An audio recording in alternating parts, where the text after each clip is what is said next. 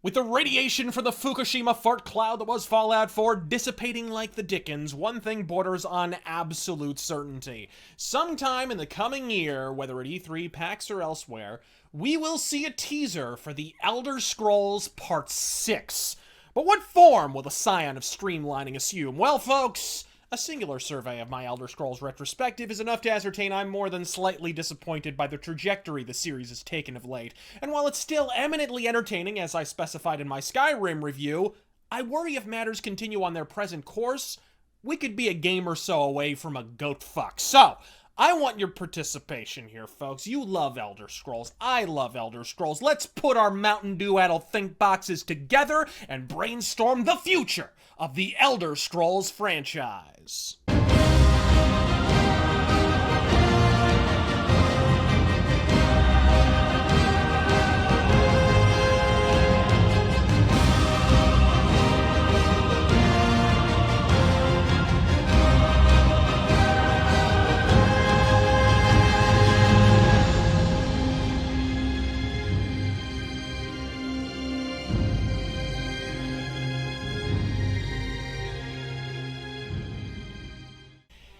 For my septum, there are three possible approaches to an Elder Scrolls Part 6, all three of which represent a notable shift from recent entries, the reasons for which are bare-ass naked. Because while Daggerfall feels distinct from Arena, feels distinct from Morrowind, Oblivion and Skyrim, give or take a dragon battle or fucking 50, were kinda the same game. I recall vividly in Play Magazine in around 2004 or so, Todd Howard making the upfront admission that Oblivion would represent a premeditated attempt to bring a more grounded medieval feel back to the series after the skywalking, Mushroom Kingdom, demigod-slaying Dagonfell-duggery that was Morrowind. In short, we've done the magic, now let's get medieval on a bitch. And that's probably the right call after you've gone so far in one direction. The problem?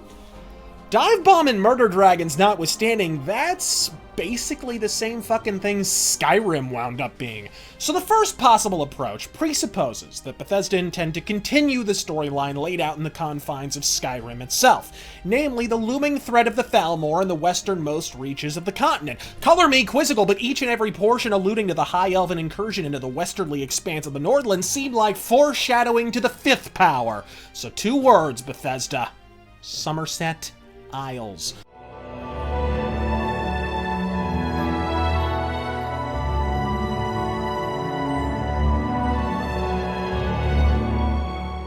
Setting a game in the High Elven homeland accomplishes two things. You get to continue the arc you started on the jaw-droppingly popular Skyrim, and you get to address the most oft-repeated and, in my eyes, credible critique of the game in question: the insultingly simplified magic system. The High Elves are perhaps the most powerful mages in all of Tamriel. In the act of subjugating the Nine Lands to their will, there will be active incentive for them to unlock still more magical potential. This provides pretext for fleshing out the deliberately lobotomized magic and spellcrafting system from Skyrim. Fuck, copy and paste the superb spellcrafting from Daggerfall for all the fuck I care. Just give it a modern makeover.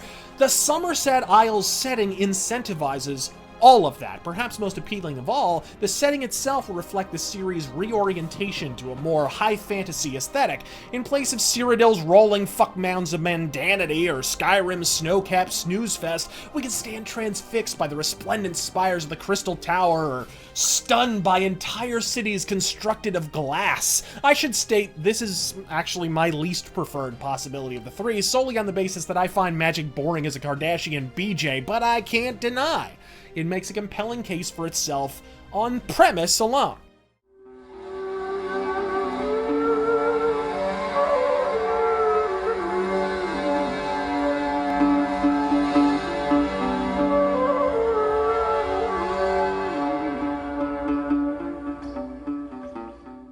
My second pitch need not rely on period specifics of any description, but presents a stark contrast from the woodland medieval muddlefuck of Oblivion and the soaring Sierras of Skyrim. Picture medieval fantasy caked in brown with flashes of yellow, instead of verdant greens, muted ones with dust-caked blacks. A Fantasia in the Badlands where the danger of attack from roving nomads is no more intimidating than the omnipresent threat of a blinding dust storm rendering your map useless and water a necessity at higher hardcore mode difficulties, which there would be in the game.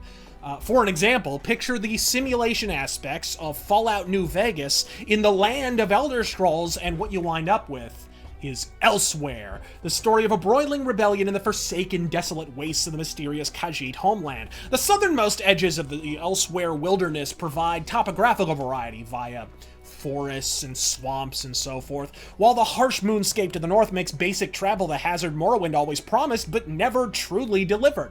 Marry this to the deepest stealth simulation in series history for what is a Khajiit without proper sneakifying, and you have a game that pairs the archetypal aspects of the classic Elder Scrolls experience with a more distinct survivalist stealth approach that will stand wholly apart from its precursors. And then there's the name. Elsewhere. It's a fucking video game title by itself. You practically don't even need Elder Scrolls printed on the fucking box. By virtue of its distinctive, vaguely familiar nomenclature, people will reflexively stop, drink in that pleather packaging, and muse aloud, now what fresh devilry is this? And in retail, that, my friends, is half the fucking battle.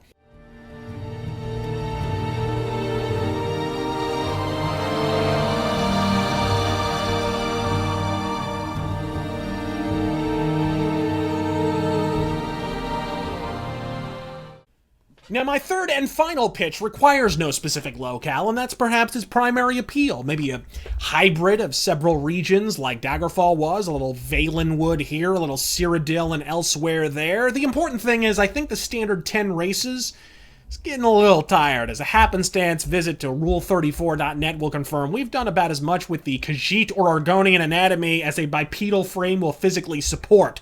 But just as Imperials were added with the advent of Morrowind, I think it's time for a new ingredient. The operative malady of such a rich lore, however, is...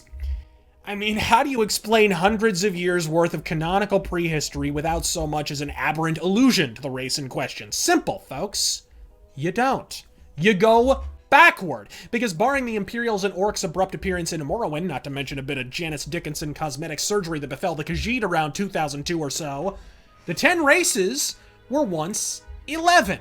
I say you set a game during the twilight of the dwarves, adding the mysteriously vanished Dwemer as the 11th playable race, and an additional gameplay element that has thus far been missing, a light peppering of Dwemer-era steampunk technology. You don't have to go goose shit and turn it into Sucker Punch. I walked out on that glorified excuse for Zack Snyder to pickle his prick in the cunt brine of the principal cast once already. I really don't need a fucking sequel, but maybe a little dwarven flintlock pistol action, the odd blunderbuss, have it be a discipline you can actually level up, meaning you might, for the first time in 16 years, actually fucking add something. After 3 entries of fading feature sets and suck-ass streamlining, we will throw you a fucking parade. Fuck!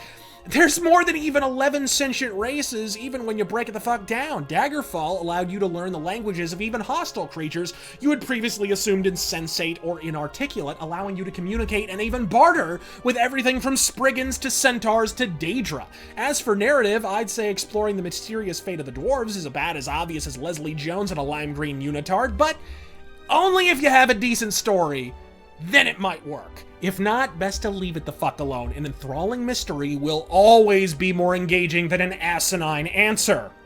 Blade Runner 2049.